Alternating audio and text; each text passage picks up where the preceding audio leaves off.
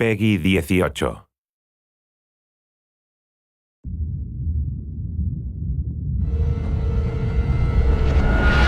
Hey everybody, Zachary Levi here in the heart of London's famous West End. Behind me is BAFTA, the British Academy for Film and Television Arts. Why are we here? Excellent question. For starters, Tomb Raider, the series, has garnered a lot of love and accolade from BAFTA over the years. Some of the key players on Crystal's dev team are BAFTA LA members. And to top it all off, legendary video game composer Jason Graves is a BAFTA winner. We're going to catch up with him in just a bit, but first, a little trip to Raleigh, North Carolina, where we go behind the scenes at Jason's recording studio.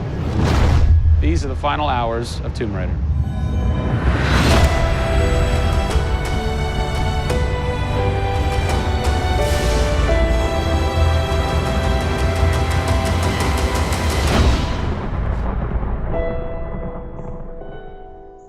The first thing we did was the theme. There have been many composers in the games or the films, but they've always used the original theme. They said, we want to start with a clean slate, new theme. I did it on piano, very simple. I was really scared just to send it because I'm like, I don't know, I think this really works, I think I like it. We ended up taking that exact theme. The first demo I sent was on the first trailer. That exact same arrangement.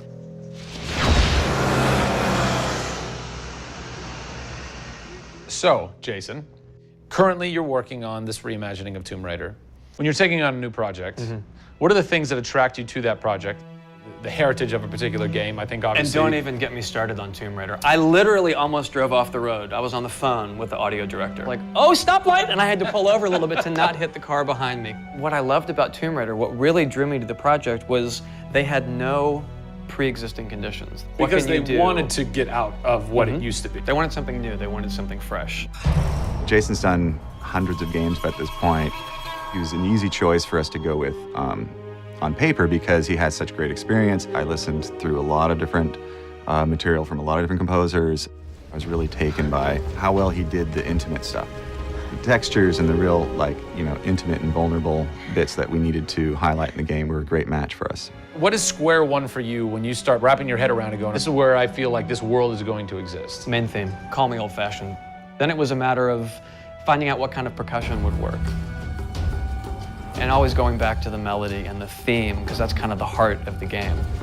The most signature thing that we need to get right is Lara's theme. One of our big goals was that it can be used in any emotional context. What does it sound like? High action.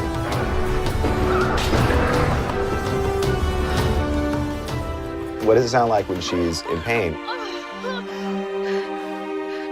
For music, the gameplay and the concept art, especially with the scavengers and kind of the shanty town, corrugated metal, how everything's kind of this amalgam of different stuff that they found on the island. It's like, that's what I want the music to sound like. The bad guys are playing the music now. Alex said something like, it'd be really cool to have something, chains on a metal board or like you're banging a metal fence. 2 weeks later, Jason calls me up and he's like, so this guy who's like this sculptor who lives right around the corner from me, I was talking to him about the idea of creating an instrument. And I'm like, that sounds completely insane. We have to do that. Tackling the score to one of the most iconic franchises in the world brought a unique challenge. How best to capture the emotional timbre of the characters and island in music? People, I give you the instrument.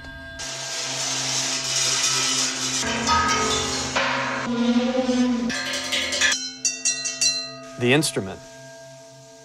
I was gonna let Matt determine the aesthetics. I was really only concerned about the sound that the sculpture was gonna make. Matt built this, which looks pretty much exactly like Laura's original homemade bow in the game.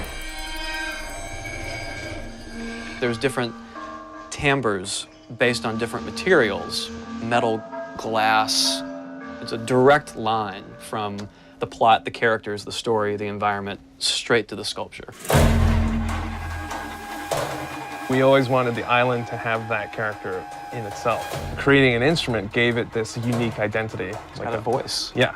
The very beginning of the game is nothing but the instrument.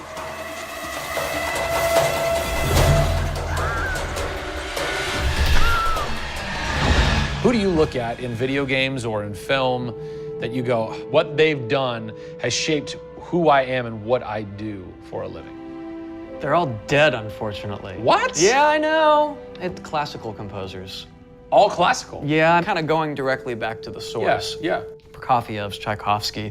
Even for some of the scary stuff, you've got Penderecki, who's a Polish composer. Actually, he's still alive. It kind of goes back to ballets or opera, which is kind of the precursor to film and video games. You know, they were telling a story. Yeah. And that's what I love about that music. It tells a story. Even if you don't know the plot, you can listen to it. And film music's the same way. It's tough with games to do things that are subtle. You want to make Lara relatable, make her realistic. Got another one. She went down over there. Tell her story from the beginning and show how she became the superhero she becomes. One of the first things that I ask any developer is the emotion. Because to me, that's the biggest thing that music can do in 1/10 of a second. The music just, it nails the emotion.